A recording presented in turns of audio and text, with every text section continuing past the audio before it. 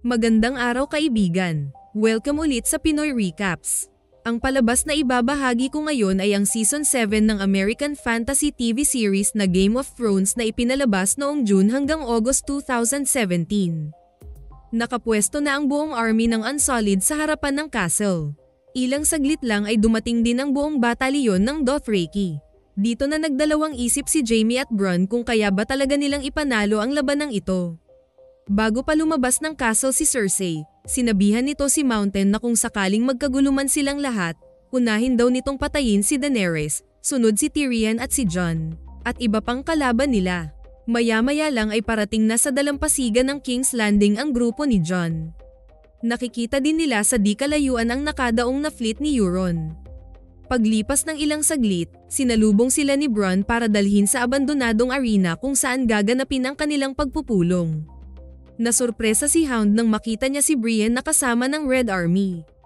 At parang wala lang nangyari sa kanila nang magkamustahan ang dalawa. Masaya ding sinalubong ni Podrick si Tyrion. Akala nilang hindi na sila magkikitang muli pagkatapos ng mga pangyayari. Nang makarating sila sa lumang arena, wala pa dito ang grupo ni Cersei. Kaya dito nila naisip na tama bang pumasok sila sa teritoryo ng Lion. Pero hindi nagtagal, lumabas na din ang delegation ng Lannisters. Kanya-kanyang pakiramdaman ang bawat grupo.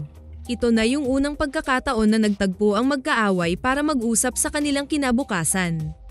Nang maupo na ang lahat, nagtanong si Cersei bakit wala pa si Daenerys. Hindi umano ito sumama sa kanilang paglalakbay. Maya-maya lang ay narinig na nila ang tunog ng dalawang dragon ng Reyna. Pinakita talaga ni Daenerys ang kanyang kapangyarihan sa pamamagitan ng mga alaga niya. Dito nila naramdaman ang superiority ng Dragon Queen lalong-lalo na si Cersei. Sinumbatan pa niya ito sa pagiging late dumating pero humingi naman agad ng tawad ang Reyna. Tumayo na si Tyrion para mag-umpisa sa introduction pero biglang sumingit si Euron. At sinabihan si Theon na hawak nito si Yara kaya kailangan umano itong lumuhod sa tiyuhin. Tumingin ang imp kay Jaime para patigilin ang Greyjoy ngunit nagpatuloy pa ito. Lumapit ang lalaki kay Tyrion at puro pang-iinsulto ang lumabas sa bibig nito kaya sinaway ito ni Jaime para maupo, na sinigundahan naman ni Cersei na umalis kung ayaw nitong umayos. Nag-umpisa ulit si Tyrion.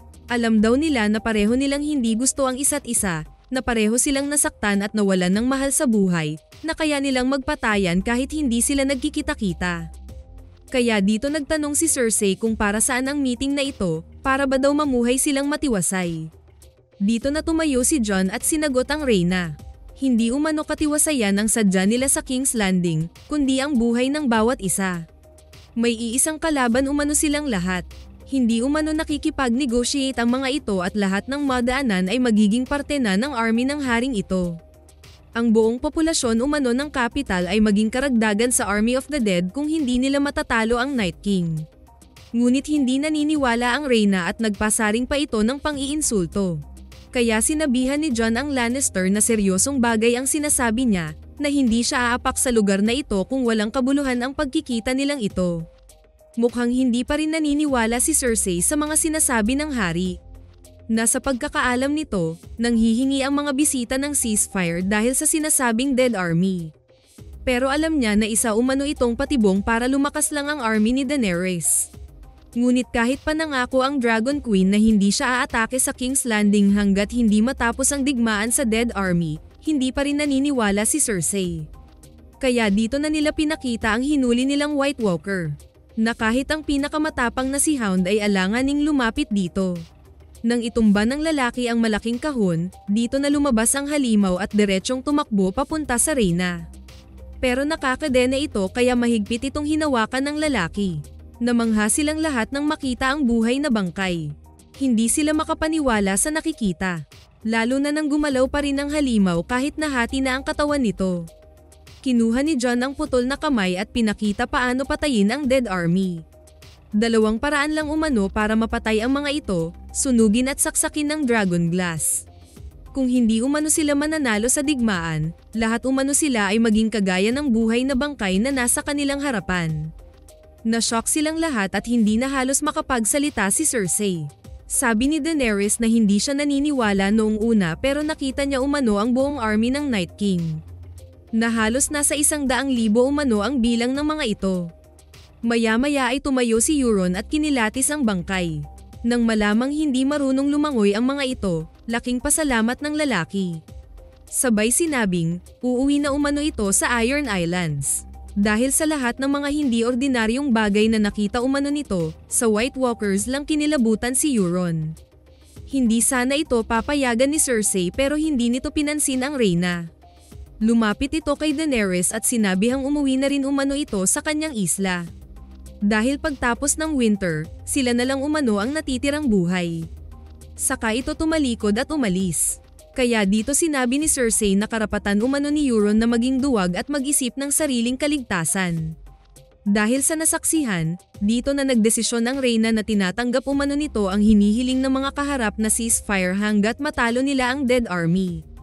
Tutulong din umano sila sa pakikipaglaban sa mga ito. Dito nakahinga ang lahat, na sa wakas magkakaisa na silang labanan ang Night King.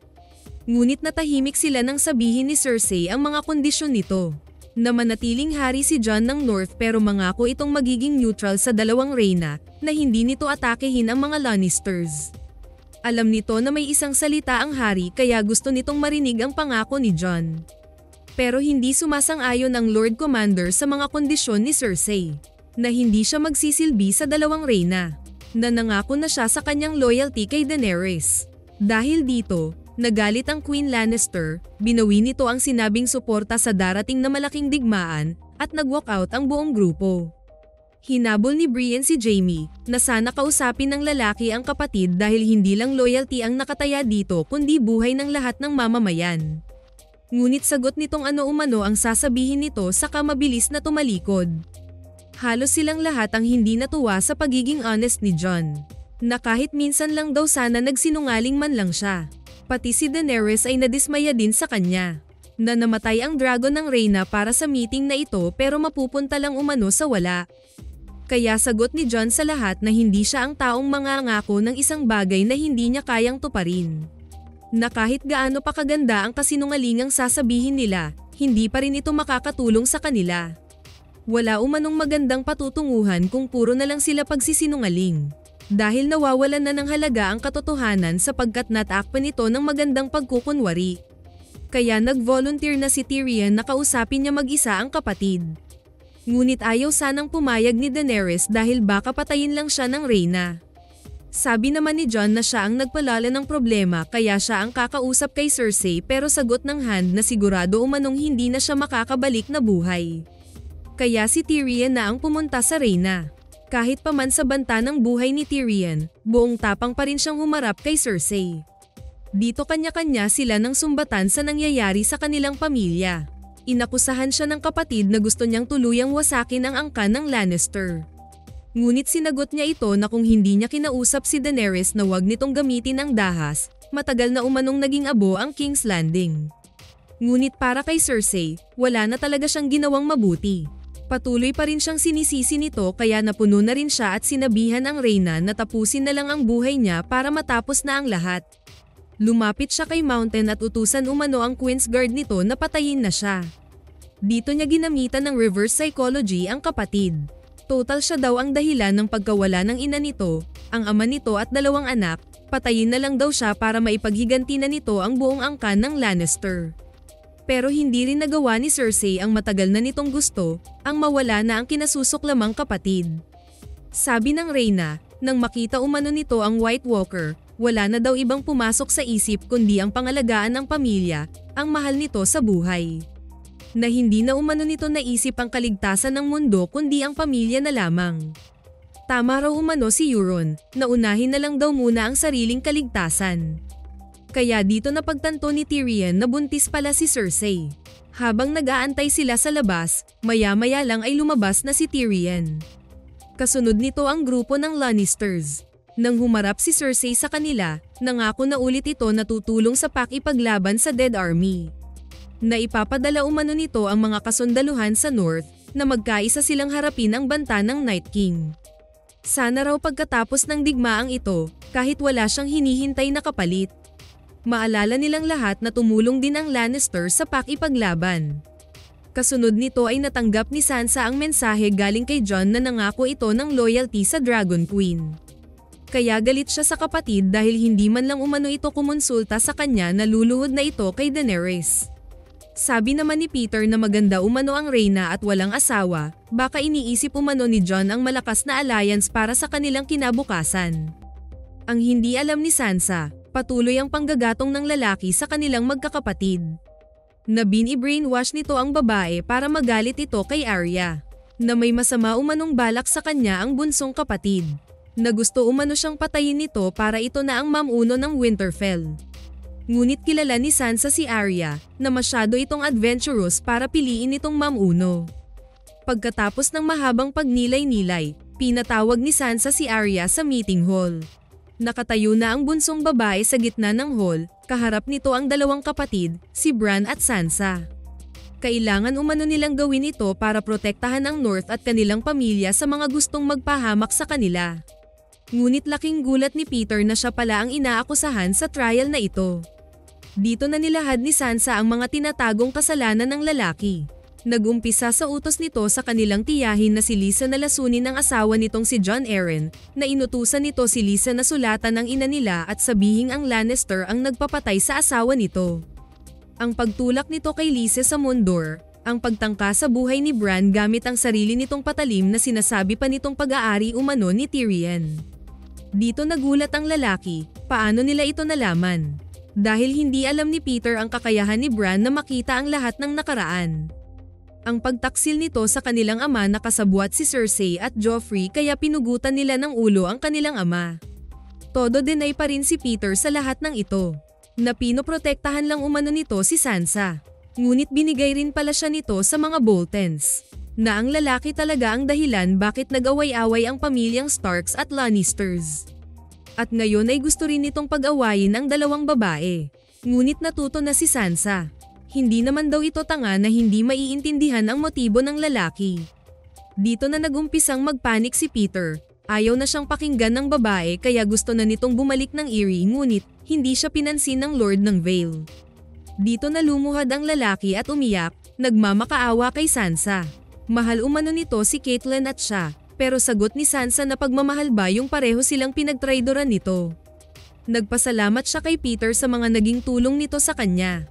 Ngunit bago pa man makasagot ang lalaki, nilapitan ito ni Arya at walang sabi-sabing ginilitan sa leeg.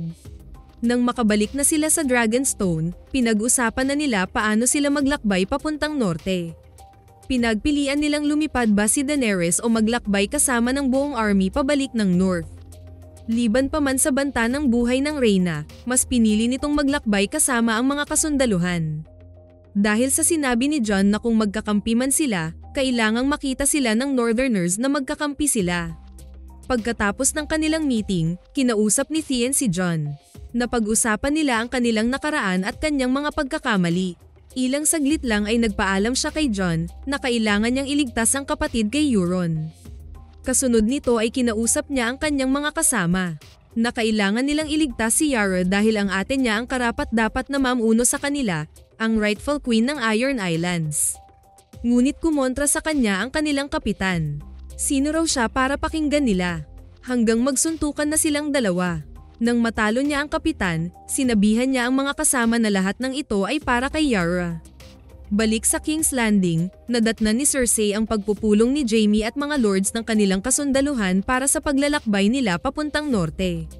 Ngunit nang sila na lang dalawa ang naiwan, pinagalitan ng reyna ang Kingslayer. Siya umano talaga ang pinakatangang Lannister sa kanilang lahat.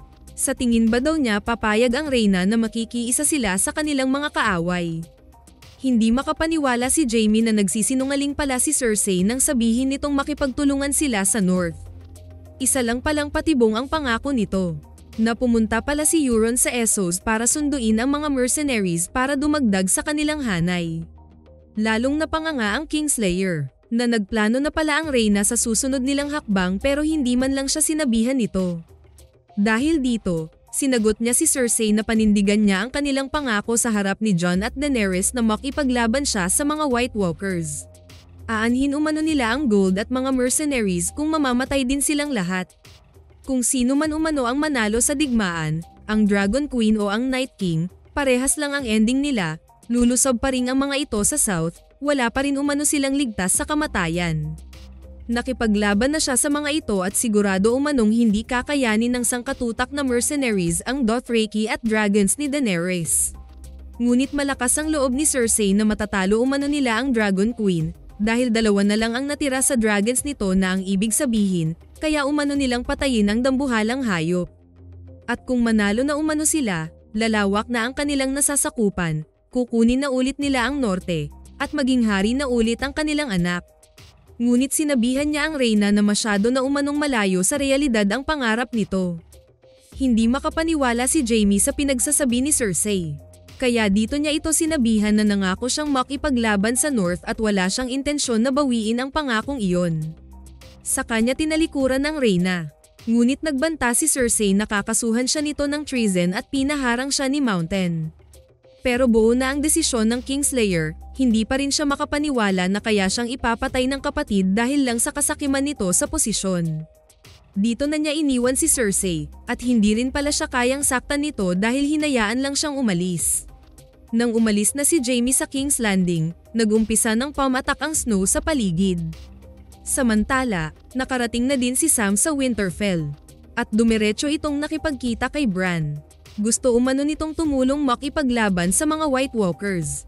Patungo na umano ang hari pabalik sa North kasama ang Dragon Queen. Dito siya sinabihan ng kaharap na ito lang umano ang nakakaalam sa totoong pagkatao ni Jon. Na hindi ito anak ng ama nila. Na hindi Snow ang tunay na apelyido ng hari kundi Sand dahil ang mga bastardong pinanganak sa Dorne ay Sand ang magiging apelyido. Na bastardo ito ni Rhaegar Targaryen sa kanyang tiyahin na si Lyanna. Ngunit hindi sumang-ayon si Sam dito.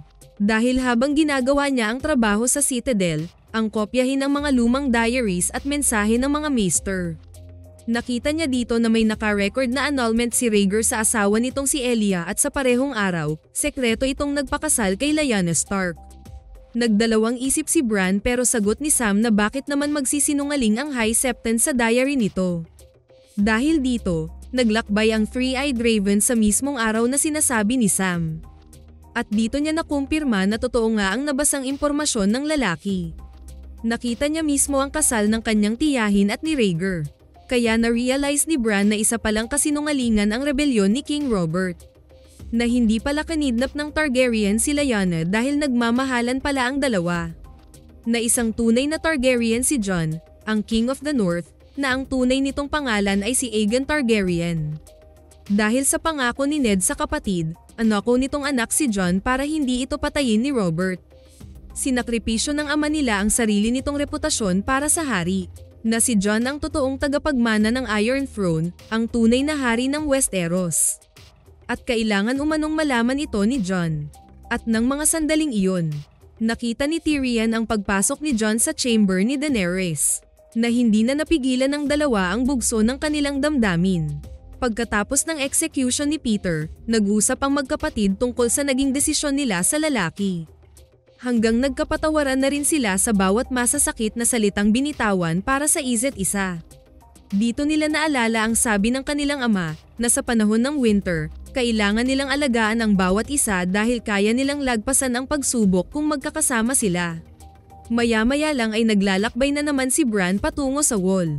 At ilang sandali lang ang lumipas, nakita na ni Tormund at Beric ang pagdating ng mga White Walkers. Hindi sila makapaniwala sa bilang ng mga ito. Napakarami ng dead army, ngunit mas lalo silang kinilabutan ng marinig ang sigaw ng dragon. Nakita nila itong dumaan at nakasakay dito ang Night King. Kaya nang mag-umpisa na itong bumuga ng asul na apoy, kanya-kanya na silang nagtakbuhan pababa ng wall. Sinimulan ng sunugin ng Night King ang kaliwang bahagi ng pader. Dahil dito, bumagsak ang malaking parte ng wall at natabunan na ang Castle Black. Paglipas ng ilang sandali, nag-umpisa ng magmarcha ang White Walkers papasok ng North. Sana nagustuhan nyo ang Season 7 ng Game of Thrones. Maraming salamat sa inyong panonood. Kita-kits tayo sa susunod na video.